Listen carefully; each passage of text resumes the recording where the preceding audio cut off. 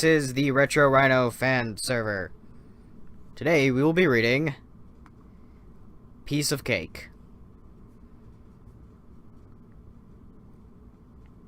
Okay, begin. I feel empty. The silence. Like I am floating aimlessly amongst a sea of disappointment. I am a cheesecake, and I long to be eaten.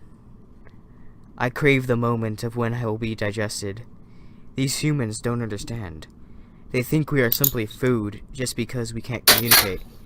Most of my kind live in constant fear of being devoured. I cannot wait for my end. I have lived too long in fear, and now I accept my fate. The humans have been looking at me recently, deciding whether they should feast on me now or later.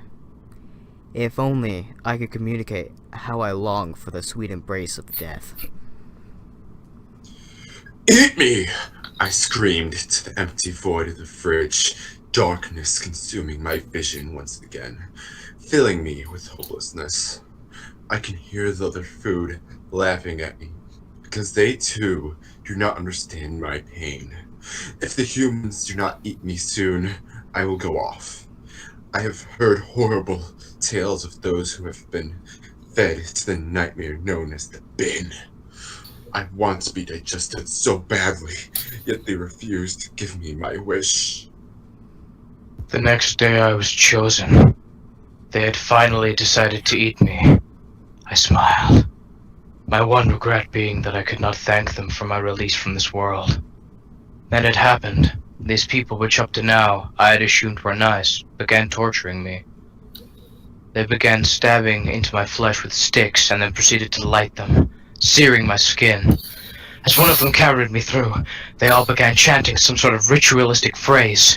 I realized that this family must be satanic worshippers and that they were going to sacrifice me to him. Then they cut me into pieces.